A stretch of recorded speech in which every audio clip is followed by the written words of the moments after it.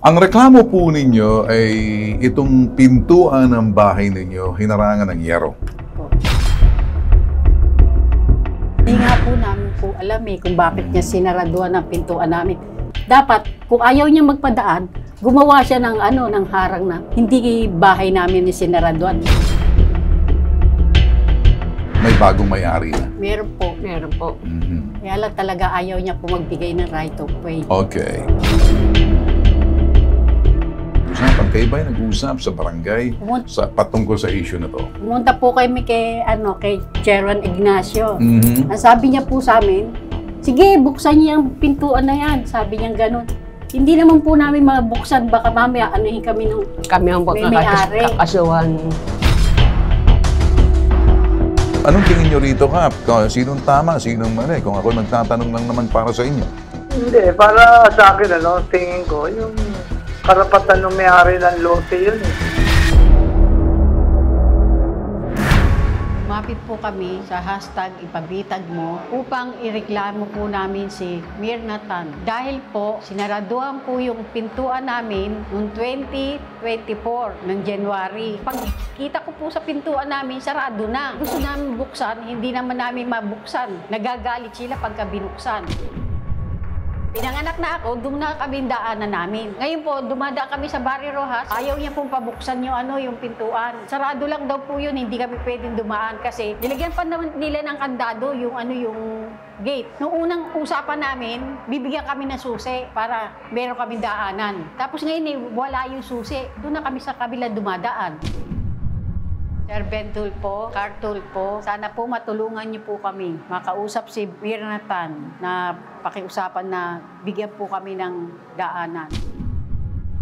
Kasama natin ngayon at makakausap din natin mga nagre-reklamong lumapit po sa atin, si Nanay Nora at si Nanay Pasita. Ang reklamo po ninyo ay itong pintuan ng bahay ninyo, hinarangan ng yero. Anong dahilan niya? Bakit niya nilagyan ng yerong pintuan ninyo? Hindi nga po namin po alam kung bakit niya sinaraduan ang pintuan namin. Nasabi ko po, bakit pati pintuan namin sinaraduan niya? Dapat, kung ayaw niya magpadaan, gumawa siya ng harang na hindi bahay namin ni sinaraduan. Itong lupa na issue rito, ito yung sa labas, may bagong may-ari na. Meron po. Meron po. Kaya lang talaga ayaw niya po magbigay ng right of way. Okay. Well, kayo ba ay pumunta sa barangay para nag-usap or para pag-ayusin? Kasi una sa lahat, alam nyo, kami po ay nakikinig, pinakikinggan namin ang reklamo, pero ang dapat unang sumuri muna ay makita muna bilang respeto at paggalang sa barangay. Kayo ba ay nagbarangay para makita ng kapitan at pag-ayusin kayo o mapag-usapan, kung anong mga bagay pag-usapan? Kayo ba ay nag-usap sa barangay patungkol sa issue na to? Pumunta po kami kay Chairman Ignacio. Mm-hmm. Ang sabi niya po sa amin, sige, buksan niya ang pintuan na yan. Sabi niya gano'n. Hindi naman po namin mabuksan. Baka mamaya anuhin kami ng Kami ang may-ari. kakasuhan. Gusto ni Chairman, buksan namin. Dapat inaano ko, sana siya magbukas para siyang malaking niya. Ito bang pintuan ninyo yan? Paglabas nyo, iba nang may-ari ng lupa? Itong bakanteng lupa? Opo, iba po. Yung Mirnatan. Mirnatan. Meron Okay. Ito'y likuran, itong pintuan na to, ito'y sa likod to. Pero po, talaga po yan na po namin, daanan namin. Okay, Mula kaya lang, pribadong lupa itong bakante. Itong bakanting lupa na yan, may-ari na. Meron po. Alright.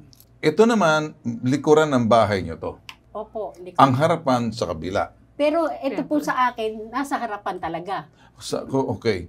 So, bakanting lupa to, tama? Opo, ito bakanting daw pa. Pero nakabakod yan.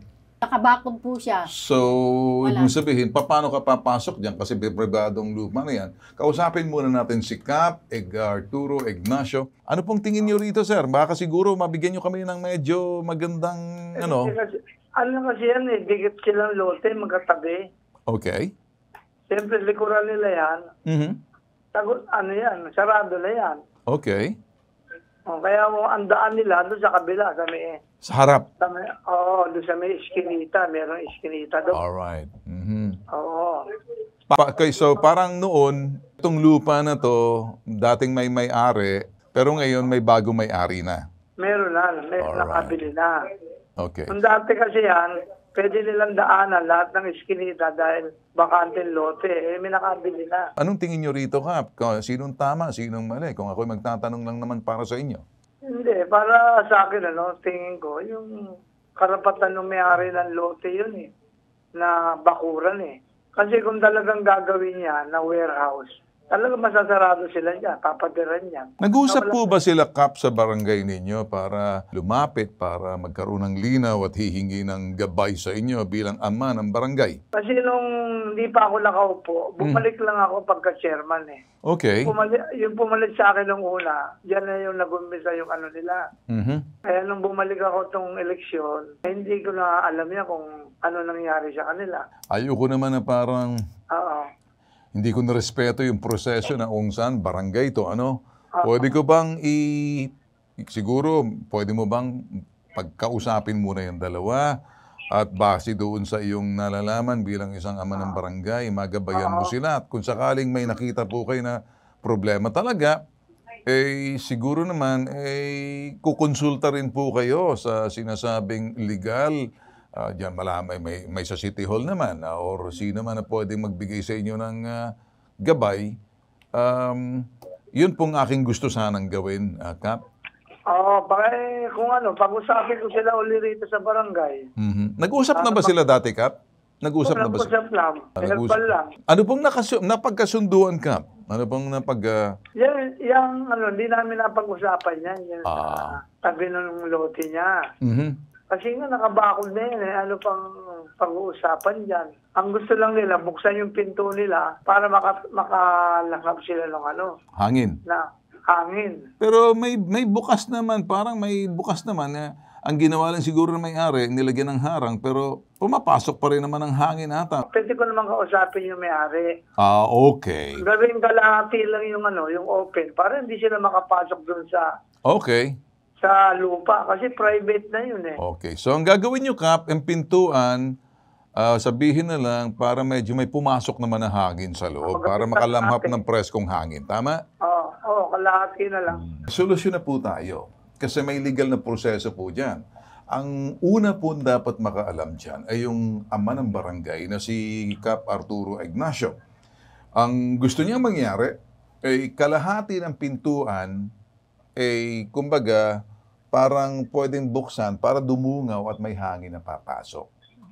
Pero hindi po pwedeng buksan yan kasi pag-aari na ng pribadong individual.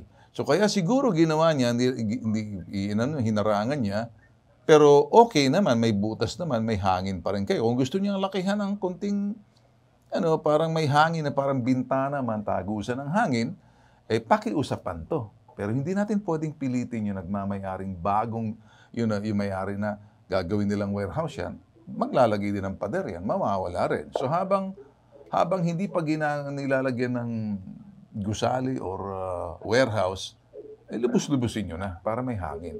Ang ayaw lang siguro ng may-ari, at ayaw ko naman siguro kausapin yung may-ari, may karapatan siyang huwag tayo kausapin, huwag kayong pumasok doon sa lupain niya. Ayaw niyang, pwede kayong dumungaw, pwede kayong lumanghap ng hangin, pero wala lang aapak doon sa lupa niya. Kasi total, hindi naman siya nakikialam sa loob ng bahay ninyo. Okay ba sa inyo yun? Nung una po buong yero po itinakban niya sa aming bahay namin. Pero ngayon, wala pong liwanag. pero ngayon, okay na. Kalahati na. Nakiusap po kami sa may nagtatrabaho sa kanya. Sabi ko namin, pumasok ka sa loob ng bahay namin. Kung yung pagbasda mo naman ng bahay namin, ang dilim-dilim. Pero ngayon, pakilagyan mo lang ng screen. Nagalit po yung Myra. Sige. Ngayon, pero nakita kaya na po. Kaya po nalagyan ng screen yung taas ng bintana. Di okay na, may screen. Sir, kamukha nun, banda rito, nagkasunog. Yan po, sir, yun. Doon po sa may dulo, itong tapat po pwede naman buksan yan. Pwede naman kayo. nagkasunog. Sandali, okay. Hindi ako pwedeng makialam sa bagay na medyo nagmamayari ng lupain kasi may batas po tayo rin. Protektado rin siya dahil magmamayari niya yung lupain niyan. Protektado rin kayo sa inyong property dyan. Ang sinasabi lang ni Kap dito, siguro mag-usap na muna kayo para pag-ayusin. At gagawin ni Kap na kalahati ng pintuan, para may hangit, may liwanag, parang may screen, na pwede kayong pasukin para may hangin at Opo. may liwanag. So, kung nakukulangan pa kayo, Kap, pwede ba natin gawa ng paraan, Kap, na medyo lakihan ng konti lang yung Oo naman. Pinapakiusap ko nga yung may-ari ng lote na magbigay ng right of way na kasi lang yung tao. Kasi kulong sila dun para may daan lang. Sige, Kap. Kung ganun, Kap, nakikita ko naman sa'yo na parang talagang, ikaw naman, talagang sincero sa iyong pag-siservisyo, ano? Sa inyong okay, sige. Ganito, Kap. Pwede ba ako makiusap sa iyo, Kap? Babalik ko sa iyo, tapos pakiusapan yung may-ari, ano? Na maaari, lagyan pa ng lakihan ng konti yung ano, parang bintana sa pinto, ano? Yung kalahati ng pinto na may hangin at may liwanag na papasok doon sa loob ng bahay nila. Pwede ba, Kap? Oo, pwede naman yun. Kakausapin ba yung may-ari? Ayun. Okay. Mapatawag. Tingnan natin kung makakausap ni Kap yung may-ari. Siguro naman madadala ni Kap sa magandang pakiusap yan. Alam mo na lahat ng bagay sa mundong ito, nakukuha sa magandang pakiusap, negosasyon. Kahit mga anak natin, apo natin, kung minsan nakikiusap sa atin, naglalambing para pagbigyan. Diba? So, lahat tayo sa mundo, bata, matanda, kahit sino, lahat ng bagay pwedeng pag-usapan sa pamamagitan ng magandang pakiusap. Kung hindi mo man kaano-ano, negosasyon na parehong panalo. Walang dihado. Yun ang ating gagawin. So, Kap, alam mo na siguro ang gagawin mo, Kap, ano? Oo naman. Okay? Yung bang pantay-pantay, walang dihado, walang lamado, lahat panalo. Okay, Kap? Sige, mamaya, papatawag ko na rin mamaya kagad. Alright, sige. Ayan, Yung may-ari. Alright. Salamat, Kap, ha? Mabuhay po kayo, Kap. Okay, thank you rin. Okay, ganito na lang. Mas magandang mag-usap na kayo muna. Parang walang kwenta yung total, hindi nyo naman kukunin yun. Ang sa akin lang, gusto ko makita na may hangin kayo. Kalahati ng pintuan, pwede nyo buksan para may hangin na papasok, may liwanag. Di ba?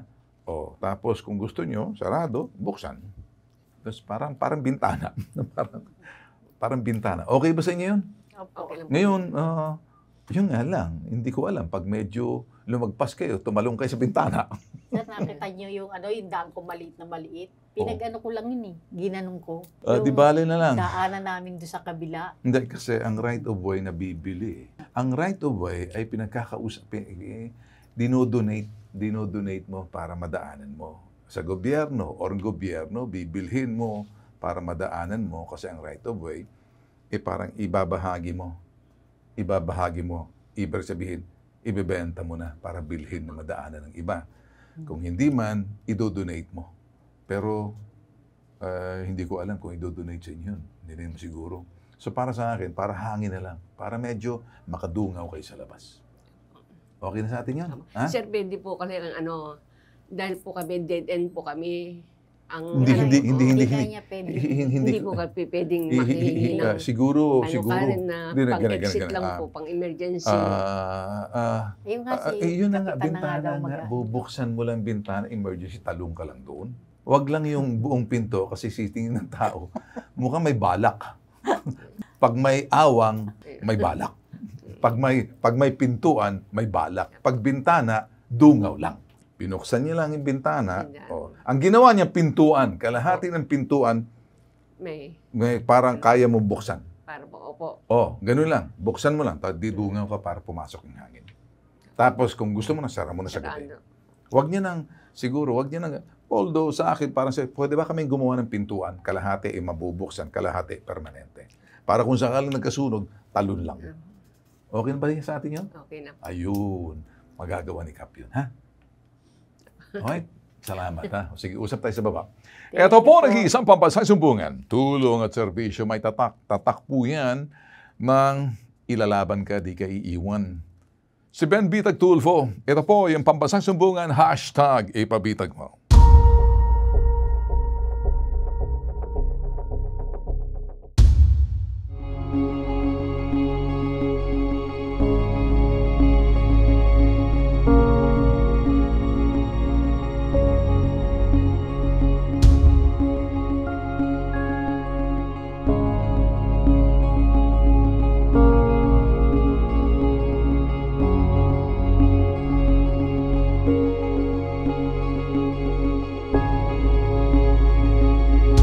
Sir Ben Tulfo, ako po si Pasita Halili na na humingi po sa inyo ng payo.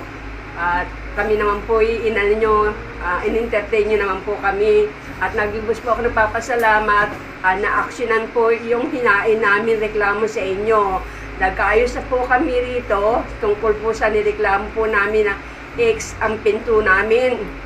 At maraming pong salamat at Merry Christmas and Happy New Year po. God bless po, Sir Pogi Ben Tulpo.